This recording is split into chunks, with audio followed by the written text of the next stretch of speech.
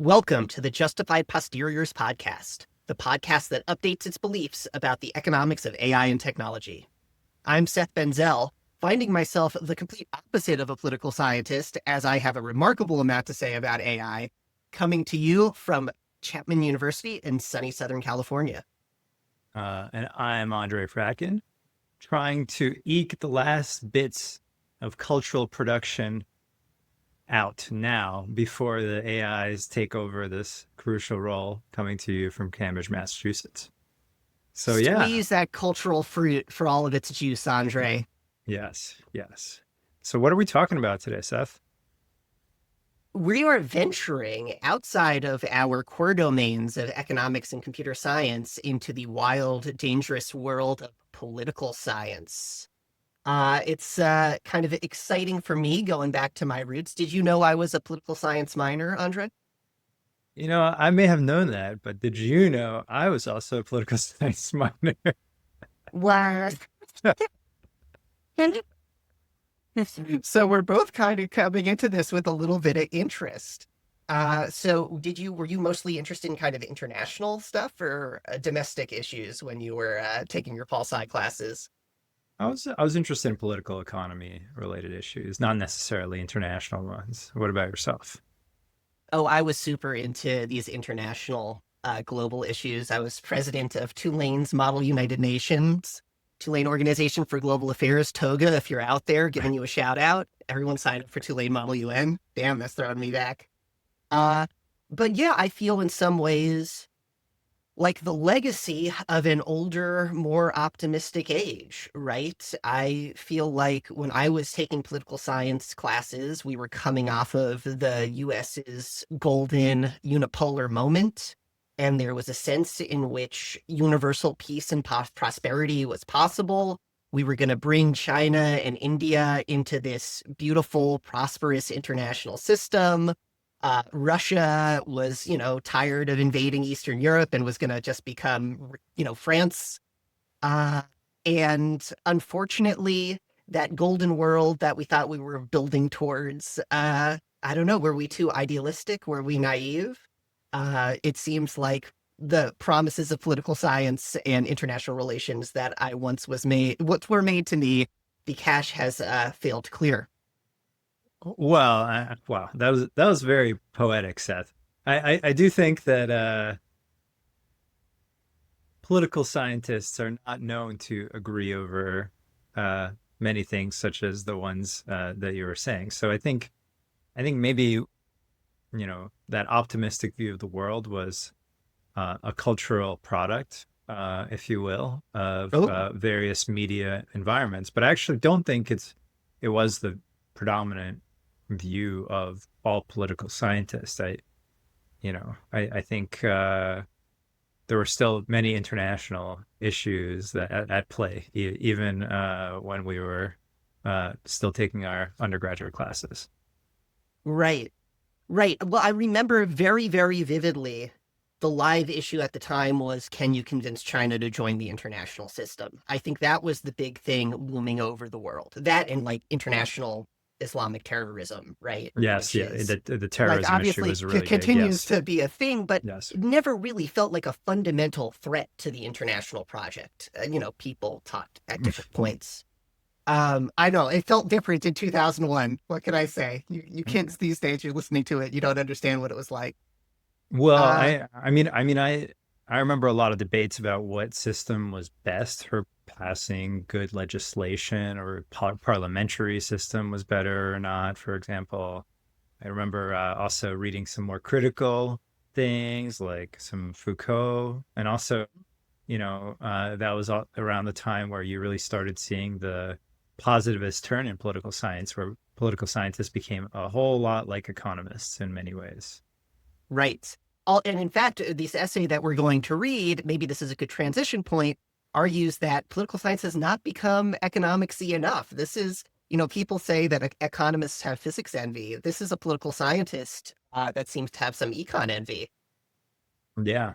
Um, well, yeah, let's kind of introduce the the essay at hand. So the title is AI as Governance, and it's by Henry Farrell. and it's published in the Annual Review of Political Science, which we have a similar thing in economics, which is usually a place where one puts kind of review articles that are kind of summarizing a literature. And it's very interesting for this type of article in that, it kind of starts off with saying, oh, there's not that much literature. Like political scientists have kind of been ignoring AI in a surprising way. Yeah, let's just throw out, yeah. can I throw out like prior zero before we get into our serious priors? The prior that there is not a lot of political science literature on AI is roundly defeated by this own by the own lit review on political science in AI, which manages to get up to 4 pages of citations, admittedly many of them to econ or sociology. Talk about this T-shirt seems to lead to questions that have been answered by the T-shirt. No, I kind of disagree with you here, Seth. Maybe we should have made this a prior. Yeah, most of those articles are not political science articles. And I don't see political scientists being very prominent in any of the AI conversations, to be frank. I don't know. Can you really think of a political scientist who we are paying attention to very closely? The people I think of who have the best political AI takes would be kind of the general wonky guys that we would put in kind of our econ popularizer camp, right? Yeah. We think about Abundance just came out, Ezra Klein, Neil Thompson, kind of, the center lefty technocrats seem to be writing a lot of good stuff about this. One name that comes up in this essay that I wish was more highlighted and engaged with is a friend of the show, Glenn Weil, is one of the cited people. So you're going to cite an economist as an example of a political scientist we should pay attention to? Well, I mean, he doesn't think of himself. Does he call himself an economist these days? He wants to be a political scientist. This is inside baseball. Sorry, they try you try to leave, but then they pull you back in, as they say. So but maybe, anyway, yeah, we love you, Glenn. No offense at your preferred affiliations these days. right. Okay. So Glenn would be an example of someone who's maybe coming from the econ camp, who's saying, hey, like we can use these tools, these market design ideas, instead of to do incremental improvements and, sell our bandwidth for 10% higher at auction. Rather, we can use mechanism design to imagine radically different communities. I encourage listeners to listen to his book, Radical Markets, which is hardly definitive, but is a beginning of what are some things that we can do now with technology that maybe weren't even possibilities in the past. Yeah. Okay, well, that was a long aside, which I hope listeners don't mind, but let's get to our priors, actually. Okay, so this is an essay about, what's the essay about? It's an essay about AI as governance, and how do we operationalize that as priors, Andre? Bring me there. Yeah, so the first prior that I had is kind of the sweeping prior, which is AI will lead to new forms of governance that are so different from the current ones that we'll kind of need to reconceptualize how we think about governance altogether. So that's kind of the first one. And then the second one is a useful way to think about the effects of AI and governance is as a new cultural technology used in battles over political influence. So imagine, back in the day, you might have competing radio programs or shows, but now you have AI generated artifacts. Right. So the theory would be something like books give you enlightenment, democracy, the radio gives you fascism, AI gives you question mark. Is that fair? Yeah, that's one way to think about it. But I don't see a deterministic claim here. We don't know. I don't even think even in the past, there is deterministic. But yes, this new technology will create a new cultural battle, essentially. Right. Okay. So let me start by telling you how I feel about the first claim, right? Which is that we're going to need to radically reconceptualize how we do political science and political economy. I guess the first thing I would say is kind of we already have a word for the study of socio-technological systems for governance, right? And we call that cybernetics, which is a really kind of cool 1970s word from early AI days, drawing on ancient Greek, the term for steersman, because we're going to kind of steer society with these socio-technological insights.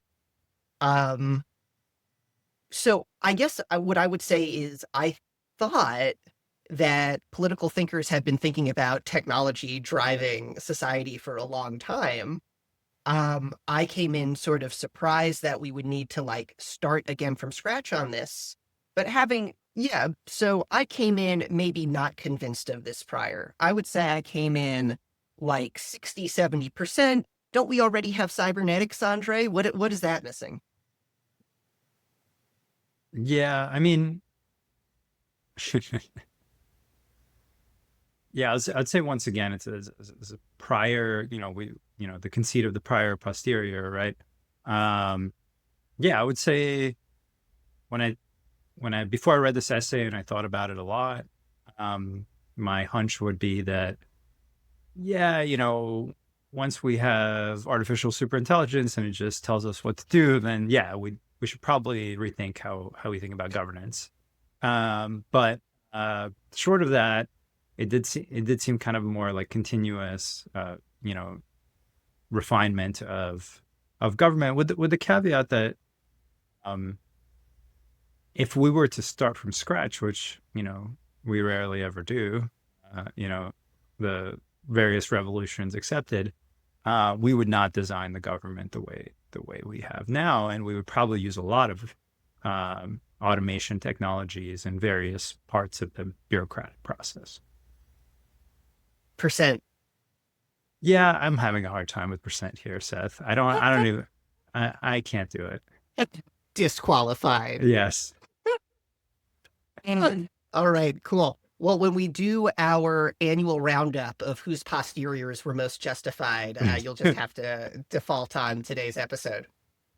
All right. So the second question you asked was, is the right way to think about AI shaping governance as through changing the way we have our cultural debates?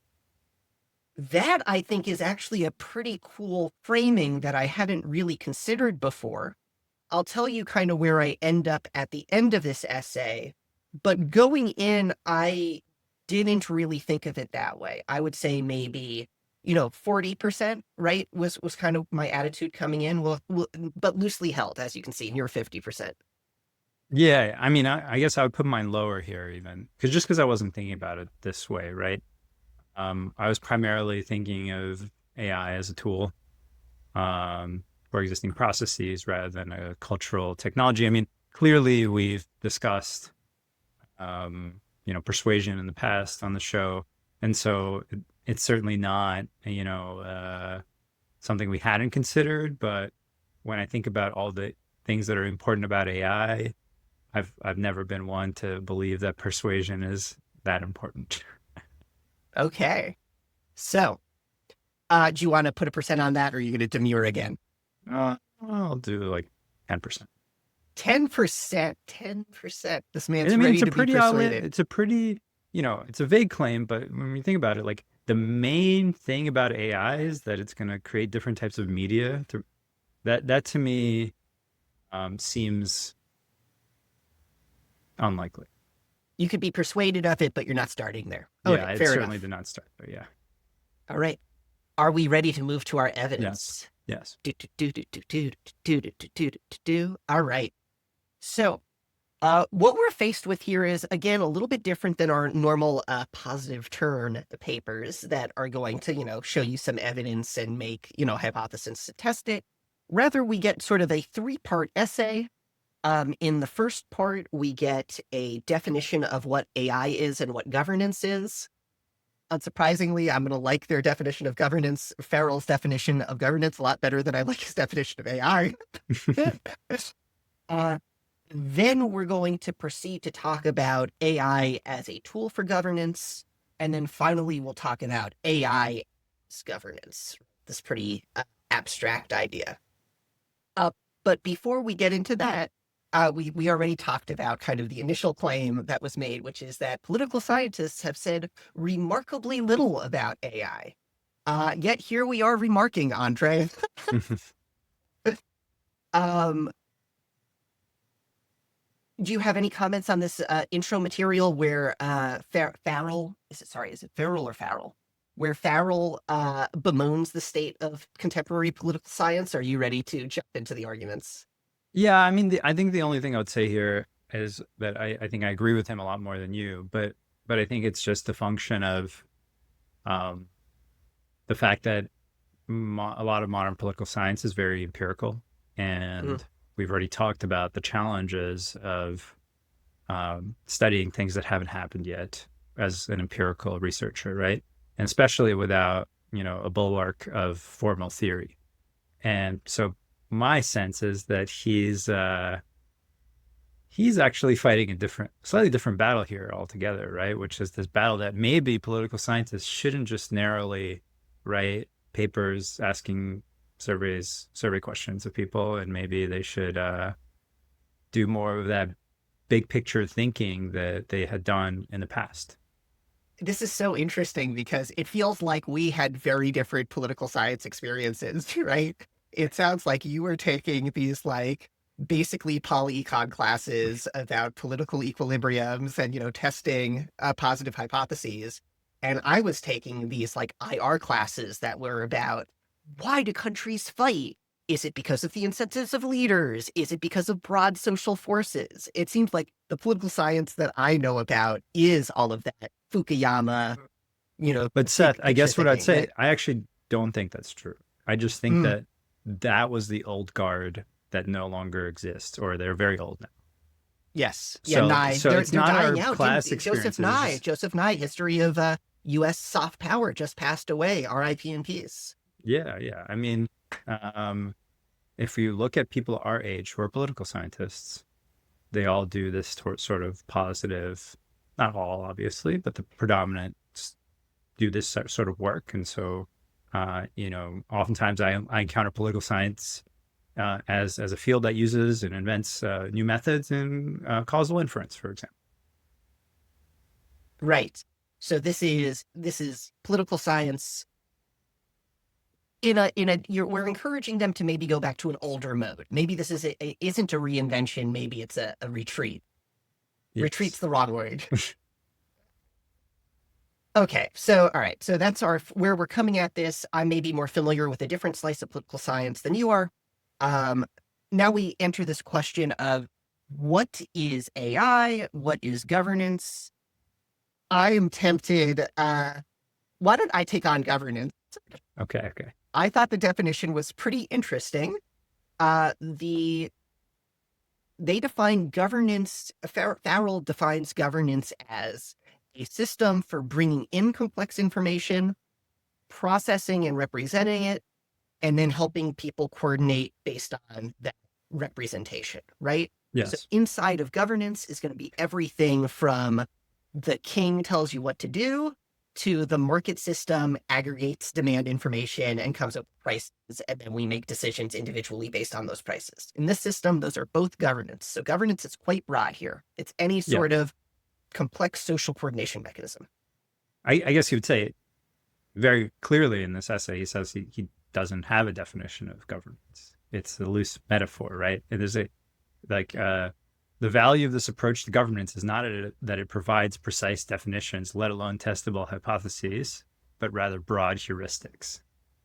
I treat governance as an umbrella term for the large scale Yeah. systems for processing information and social coordination. Right? It's not a definition, it's an umbrella term. It's an All right, umbrella. fair enough.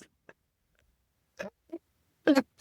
Um Like one kind of little like institutions, if we're right. something that we're quite familiar Oh with. God, Yeah. God forbid on an exam somebody asks you what the difference between an institution and a governance mechanism is. It's for a really hard aside. My wife really loves these sort of like psychological murder detective TV shows, right? And so two terms of art that come up a lot are triggers and stressors, right? And so, like, a trigger is something that might cause a potential murderer to murder, Mm. whereas a stressor is something that might cause a potential murderer to murder. So, anyway, triggers and stressors, institutions and governance. All right. That may have been too much of an aside. Returning to the paper, one quote I found very fun here was explaining how everything is kind of governance. The price mechanism, bureaucratic categories, and representations of the democratic public are simulations or very lossy coarse grainings of irreducibly complex systems. So let's dig into that a little bit. Let's just think about what that means, let's say, in terms of democratic governance, because I think that might be a useful analogy. If we read the founders and various political philosophers, we're kind of thinking about this ideal where we kind of know what every single person in a populace wants, and we kind of aggregate that in a useful manner, and then we get some good outcomes. And maybe we want some minority protections, and maybe we want some expertise in there. But generally, there's a conceit that we're kind of representing kind of what people would want if they thought really hard about it and were fair. Right, that's the populist conceit for democracy. Yes. And, you can see how that's a lossy one because, clearly who wins in, let's say, the House of Representatives or, who is put on the Supreme Court. You might not think that that's a pretty great representation of the people, but up to debate, obviously. Andre, I'm surprised you didn't immediately go to Arrow's impossibility theorem and the old result in economics that there is no such thing, or there is not necessarily such a thing as the will of the people, that the people may be irreducibly divided and hopelessly irrational in their aggregate preferences. Yeah, I guess there are formalizations of this, but I was thinking about like on a very kind of observational level of just, our political institutions have all sorts of lossiness, if you will, to them, stemming from, imbalances and, resources and attention and various moral hazard issues, yeah. I have to combine somehow all of my preferences into this balance that, gives me three options, right? Yes, of course, that's lossy, right? And so maybe what you're building towards here is this idea that an AI agent-driven democracy would be able to much more detailedly take in our preferences and aggregate them. Is that what you're building towards? Yes, exactly.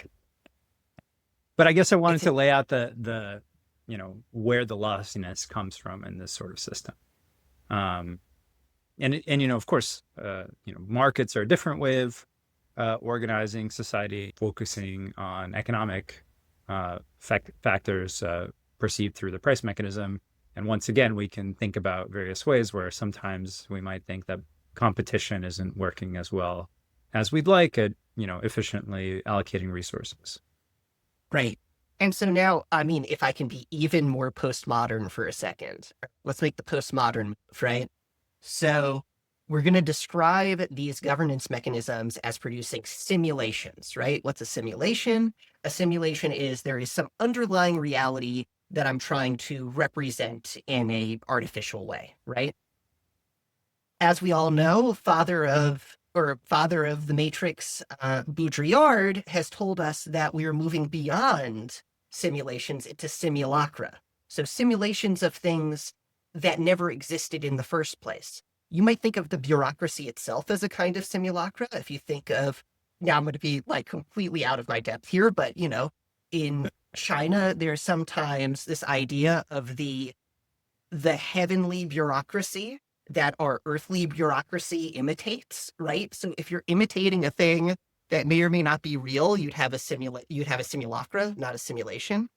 And in the same way, you might worry that as we move to this more kind of AI agent driven, detailed preferences, auto generation of content, where the simulation that is the governance mode has less and less to do with what real individual people, maybe hypothetically in aggregate, would have wanted, and becomes more and more a simulacra. It's a simulation of a hypothetical person that never existed, that exists in order to achieve, I don't know, question mark. In Baudrillard, you can't achieve anything because nothing's real, right? I am impressed by your ability to bring up Baudrillard here, Seth, after we read it and agreed that it was 99% nonsense. Oh, it's 100% nonsense, but it's beautiful poetic nonsense. Which, is a cultural technology, if you will. Right. Okay, but Don't before read Baudrillard, just watch The Matrix. That's the answer. yeah, The Matrix is great. Yeah. Um, I guess what I'd say is before we move on to this cultural postmodern take on all this, let's think a little bit about what AI as a governance technology would mean here. Mhm. And here I was, looking at some of the recent literature. There's some folks at DeepMind that have been interested in kind of AI as a tool for democratic consensus building. So maybe you have an AI agent that's kind of a mediator between people with diverse beliefs that kind of helps them to agree on a statement or a particular viewpoint or a Mhm. particular, policy. Uh, Arbitration bot. yeah, exactly. Or you could think about, this is in some work of a friend of the show, John Horton, where, people might have very complicated preferences, but it's hard to state them. But at the same time, if you state some of your preferences and tell an LM that, the LM can reconstruct more of your preferences. And so then we can have, maybe we can relax the constraint that people are going to vote over these, binary things like candidates. And maybe there's kind of a different sort of expression of democratic, opinion that is AI enabled. Maybe you designate an AI on your behalf to vote for you, for example. So there's all sorts of kind of interesting technologies there. And then there's kind of more mundane things, which are still, tremendously important. But like, instead of having a bureaucrat that decides, whether you're eligible for Medicaid or not, you have an AI, and that AI may be, this LM driven thing that's kind of fuzzy. It's not like a set of rules. It's actually making judgment calls depending on what its conception of fairness is. But maybe both, maybe we as a society agree to hand that over to the AI because it's more objective in some way than a human bureaucrat, or it has more attention to detail, or so on and so forth. Right. And so now, so the distinction that Farrell wants to make is between AI as tool of governance and AI as form of governance. So just to roll through some of the examples you had, Andre, the first, arbitration bot. So we have a dispute, and then we're going to have an AI try to help find us a compromise. I would call that form of governance rather than tool of governance. I guess if you were ordered by the court to do it, it would be a tool of governance, right? Yeah, I think it's closer to form. I don't think it's obviously a clear distinction here. Yeah. Okay, simulated polling, the John Horton simulated preference extraction. Is that a tool of governance or a form of? That's a tool, right? Well, I mean, it could become a form of governance if, it's kind of hyper democracy, if you will, right? It's kind of like the direct democracy, but maybe, you know, It's has some simulacra advantages. democracy. Yeah. Yes, exactly. Something like that. Delegated polling. So this idea that I would have my own personal AI agent that can vote in a kind of complex parliament on my behalf. That feels like governance, not tool of Yes. governance, Yeah, right? That sounds exactly. like we have a new system. Yes. Okay, cool. I will now say that each of those three very fascinating ideas do not appear in this essay. Yes, exactly. Too specific for this essay, Seth. Too specific. Too specific. Let's spend 300 words about whether LLMs are racist instead. Okay. Yeah. So, I mean, let's just flag it, right? So there's a pretty big discussion of bias, both kind of standard bias that we might be thinking about, from everything, all the discussions of bias that have existed in society based on, socioeconomic status or gender or race or whatever. But he also talks about cultural bias, which might be something different, maybe, biased against people who, I don't know, like anime or something like that. That's Uh, good. Yeah.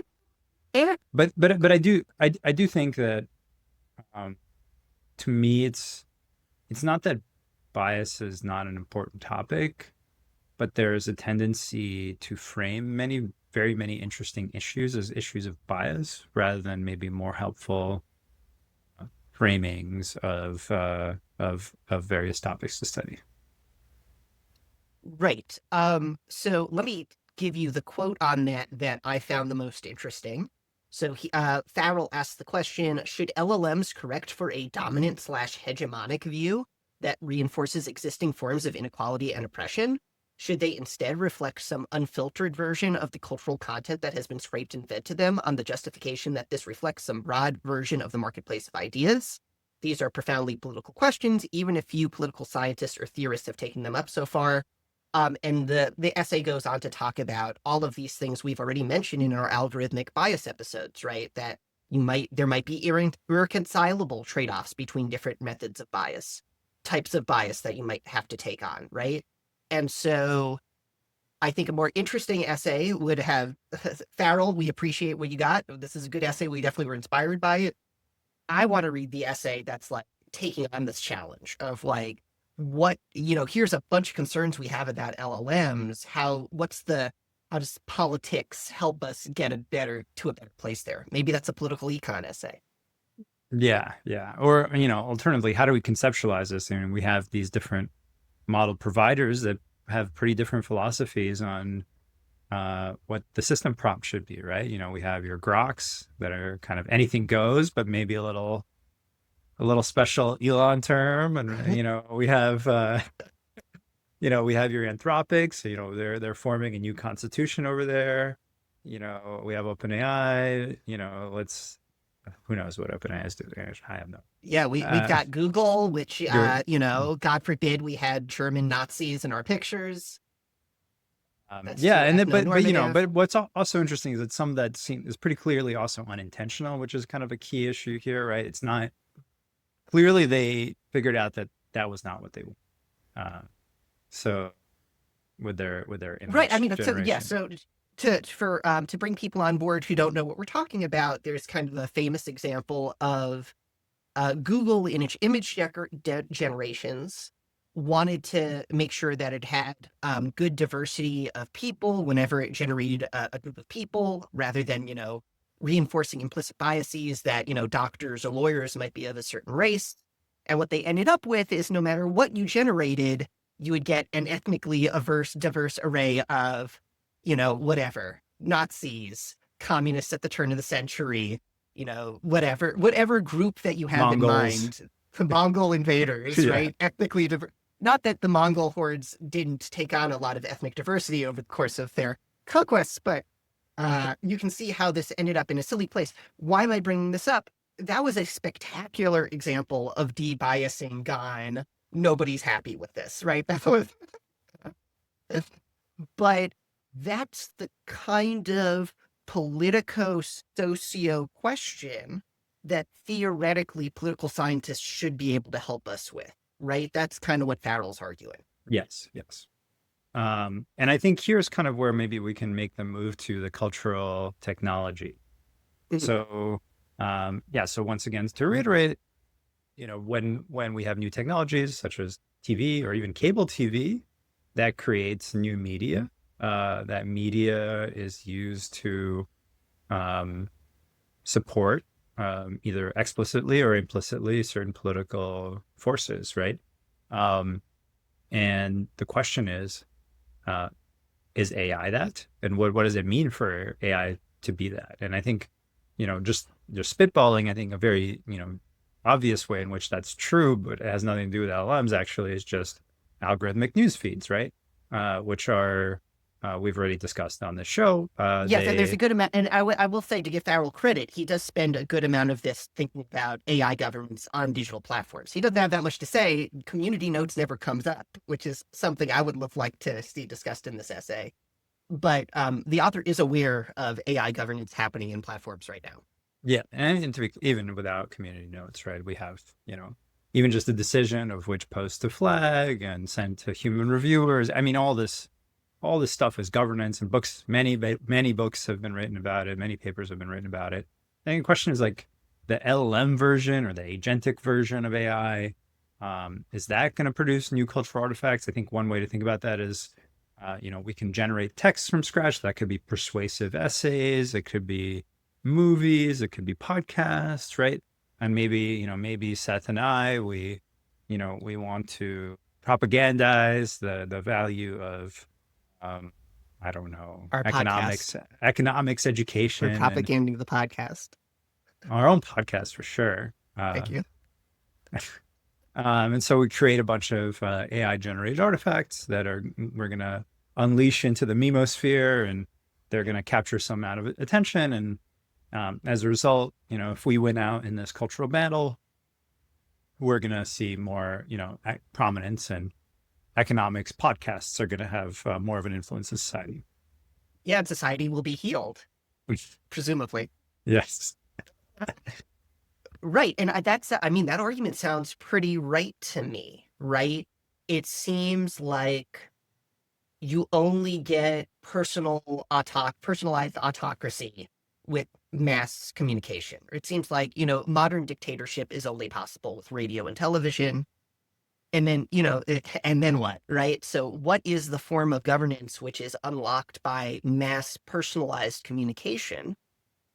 The positive vision is something like we are able to use our AI systems to explain, vote, voice our opinions in much more subtle ways. That's the positive spin. The negative vision is that we get overwhelmed with slop, is that the public discourse becomes super low cost, invented material, invented people, astroturfed political campaigns of imaginary people, who are out there marching on the streets, but there's nobody's marching in the streets. And that whoever is able to control all these simulated agents can then control the perception of what is popular and then control the reality of what happens. Yeah. So aren't we there already, Seth? Well, that's the thing, right? As you said, this doesn't really engage with the actual positive literature that much. Let me talk about two pieces of evidence we have on whether that dystopia is live. The first is a paper that we reviewed on this podcast. Look it up, the episode. Did Meta's algorithms swing the 2020 elections? One of our best episodes, I might say.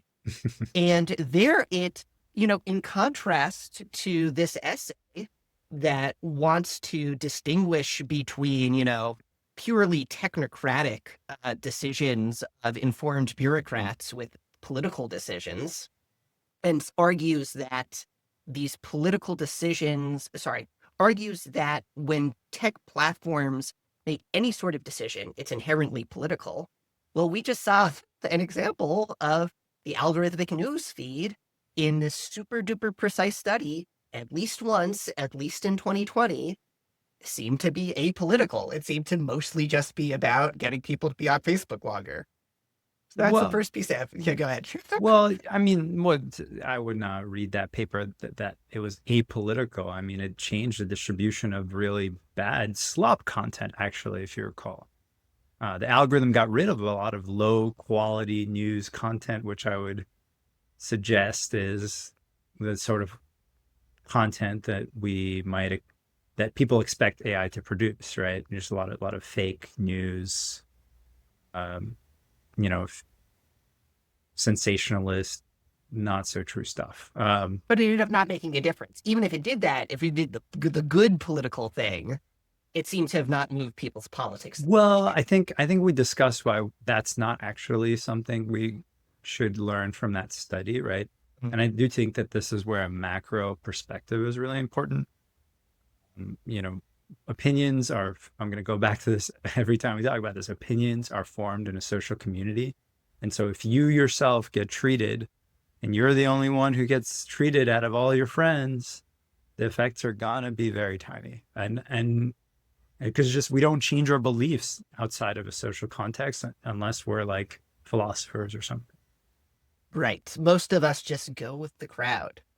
The second piece that I was thinking about here was the research that we've already gotten from friend of the show, Bo, who has been working on this question of the kind of the more narrow question of how do AI enhanced resumes and communications kind of gum up the information revolution process that happens in job applications.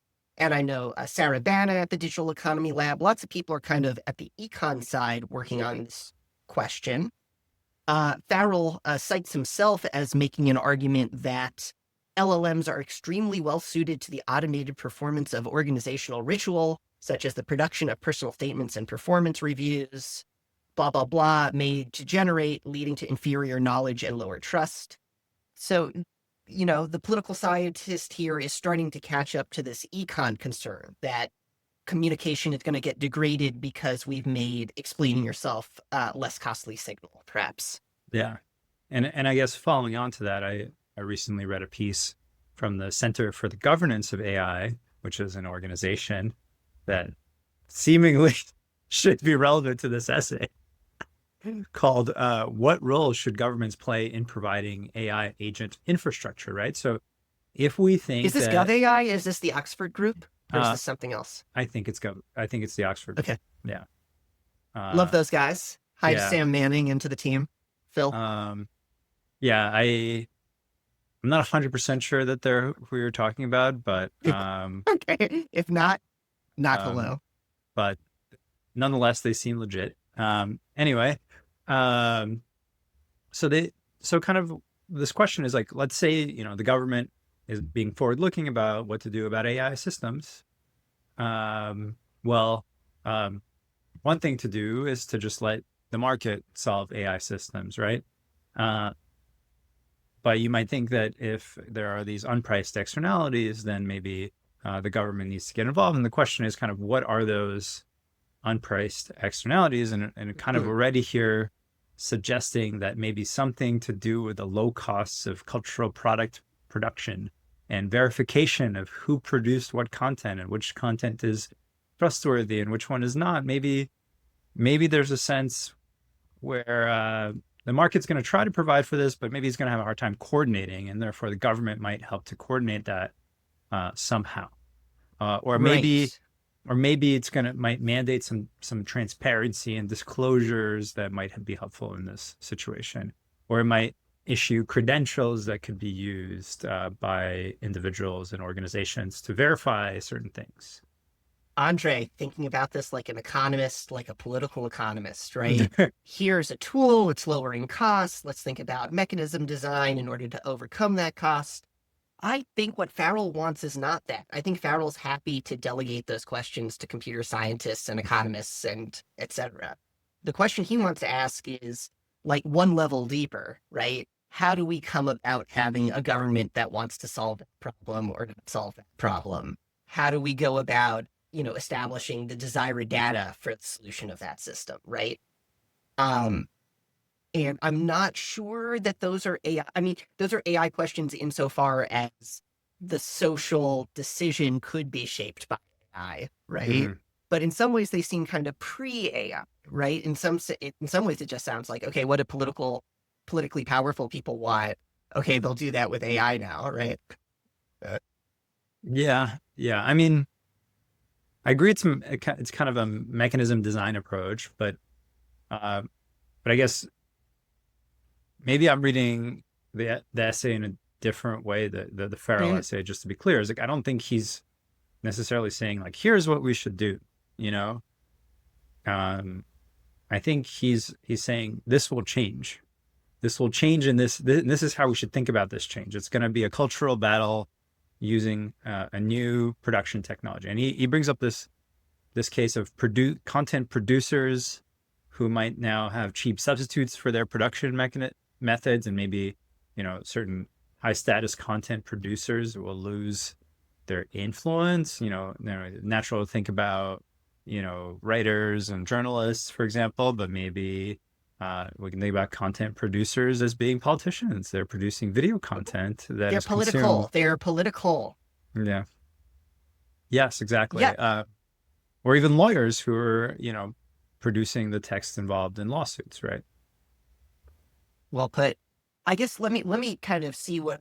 Here's a sentence that I take away as sort of a thesis for the whole essay, which is we do not, as a discipline, talking about political science, regularly think hard about how technology affects the deep structures of the political economy, government in democratic and autocratic regimes, and democratic representation and feedback.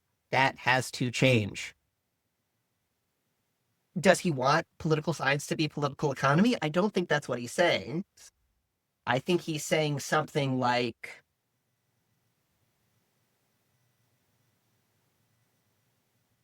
maybe that this positive turn is too narrow. Maybe that's what he's saying, or what you started with, Andre, that Yeah. that right now Paul Tsai is asking too narrow questions relative to how big this change that's coming is. Yeah, I mean, I think that's what he's asking, or that's what he's saying, I guess. But I don't think he points us very far past just the fact that this is going to be this cultural battle, which, it's good because, we can speculate about what that means ourselves. Maybe that's the point. Okay, so let's do a little bit of speculating about what does political cultural battle look like in the age of AI. I mean, to wildly speculate here, remember that show Crossfire, where Tucker Carlson would wear a bow tie and people would yell at him? Yes. Okay, what if that, but we had AI agents yell at each other and then somehow democracy? Yeah. I mean, Well, I don't know if that would be engaging content set. What a more, I can imagine, although I don't know how widespread this way uh, of working will be. I had a discussion with a friend about a contentious political issue that I didn't know very much about. And what I did was I went to an AI agent and I asked it to do deep research and summarize the evidence and so on. And it did. Um, and you might think that even if it summarizes the evidence, that's not going to be a values free summary of the evidence. Even the fact that some things, as we discussed many times in the show, some things are easy to measure, some things are hard to measure. And so the very fact that deep research results in certain types of artifacts, maybe tables with numbers in them from specific studies, who knows how good they are, um, that might be a persuasive form for certain policy discussions. Now, I'm not going to lean into that too much because I generally don't think that policy is about effectiveness. So when it comes to political beliefs, it's really about, my side versus their side. I don't know. But that's one world we can imagine. That well, but that's the positive vision. The positive yeah, vision is as we get more detailed possibilities in these debates, it becomes less red team, blue team, and it becomes more of, everyone puts their dot on the political compass. And then at the end of the year, we put a circle, that tries to cover as many of them as possible, right? yeah, yeah, yeah. But that's kind of the most benign, maybe even interesting, but not the least radical of the visions that we might imagine. The other version of it is the opposite. It's the reverse, right?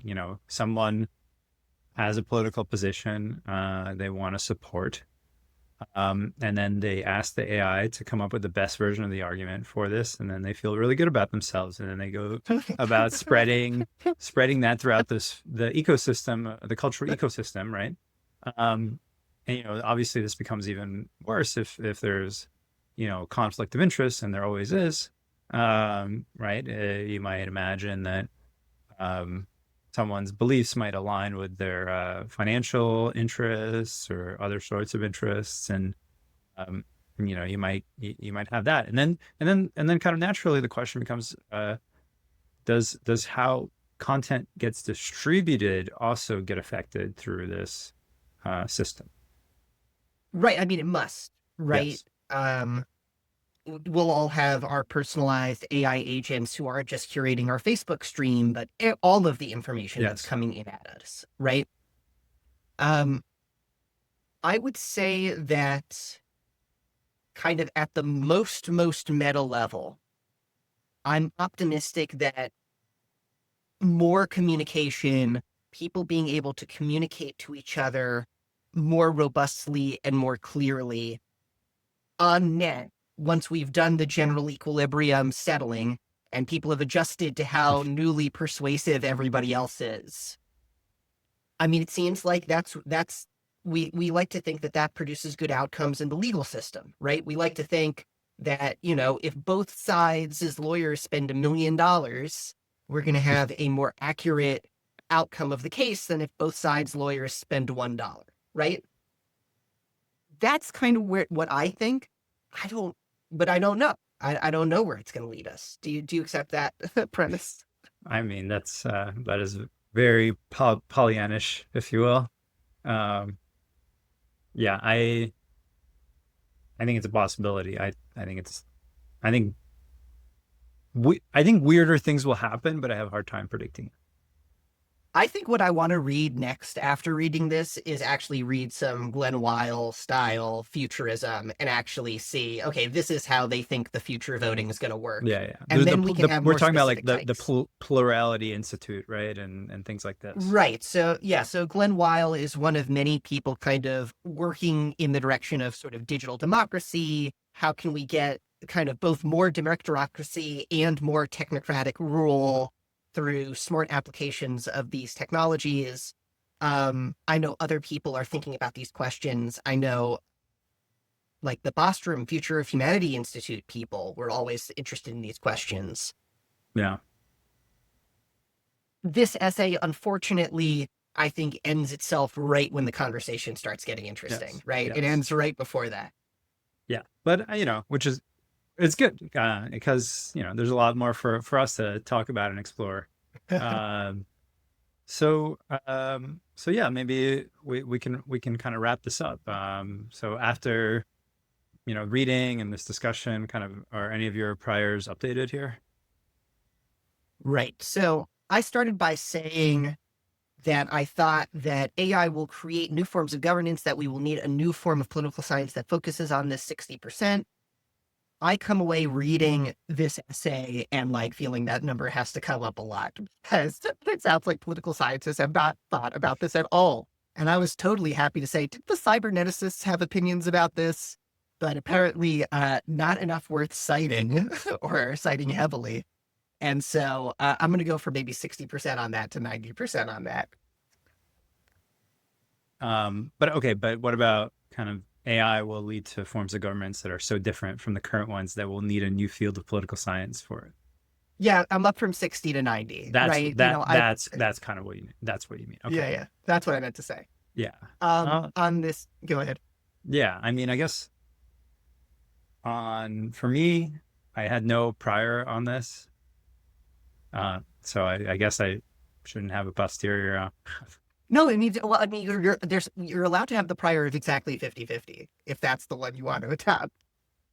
It's hard for me to just even conceptualize that prior. Ambiguous. The answer is you cannot represent your beliefs with a number I don't know between how to 0 and represent my 1. beliefs here. I guess if we think like, is AI going to create transformative changes in governance that are going to be hard to recognize from our current lens? Eventually, with artificial superintelligence, necessarily so. In the intermediate worlds, I think we can fit a lot into our current frameworks. Right. Yes, exactly. And I think that kind of follows the structure of this essay, where we spend kind of most of the time on AI as governance tool, where it's, the politically powerful people are going to do this using AI now, versus AI as governance, which is a lot more speculative at this point. Now, the second question I thought was kind of a lot more interesting to sort of engage with in a quantitative way, which was something like a useful way to think about the political effects of AI is as a new cultural technology for us to use in battles in political influence. I started there at 40%, I guess, because I was mostly thinking about AI as reinforcement learning. And we can talk about that as kind of one of the limitations of this essay is it really, it seems like it wants to do a hard distinguishing between AI as optimizer reinforcement learning tool versus AI as LLM cultural product creator. And it doesn't do a lot of, I don't know, it kind of goes back and forth. It doesn't do either do a distinction or do an integration. Setting that aside, do I think that that latter form of AI as LLM, AI as thing that can be persuasive or produce cultural artifacts, is that the right way to think? Is it a useful way to think about AI? Oh, definitely go up from 40% to like 80, 90%. I think that is actually a pretty useful framing. The most useful way to think about AI? No, probably the direct effects on economic outcomes will be more like if you double everyone's income, you also change Yes. politics, Yeah. right? Yeah. Well, I mean, yeah, and it's not just that. If you just give the government a new technology to use and don't increase GDP, that still has pretty profound effects, and that's not through the cultural sphere. Right. I agree. I thought a lot more about this, and I updated, I think, my prior to 15% from my 10%. That it's kind of the primary way to think about it. But it's a useful frame, even though I agree with you. It's not the primary frame that I would still use for this issue. Right. It's right. It's I read a sci-fi novel once, which was about, and there's an aside in it where there was a battle between these two AI systems, and the two AI systems kind of put out like different little drones that fought each other, and there was kind of like this escalating arms race of okay, well he used this kind of drone, so I'm going to use the counter drone. If you think about if kids at home, if Yeah. you ever played like an auto battler video game, is kind of how this was described in the novel. And I'm just imagining what the version of that is in the cultural domain, right? Is that I've got my AI reading and writing to Twitter, you've got your AI reading and writing to Twitter, and we're going to have this automated cultural battle where, I'm creating this whole astroturfed society of people who want a lower marginal tax rate on sand. And you've got this whole society of people that wants a higher marginal tax rate on sand. And we're just having this kind of cultural battle in public that's 95% automated. Yeah. Yeah. That's a possible future. It is. So most of the content, as Tyler Cohen likes to say, will be consumed by the AIs. That's another way to think about it, is that the training data, right, itself is going to be AI generated. Right. And now you're worried about model collapse. There's an aside here in this essay about model collapse. I don't think Farrell has anything particularly interesting to say Yeah. about it other than that bad baby. um, all right. Well, on this note, shall we wrap it up? I think so. I think we have justified our posteriors. And so, to our listeners at home, I hope that if you still consume any human created content, it includes justified posteriors. And I guess from us to you in Podcastville, keep your posteriors justified. Yeah. Peace out. All right.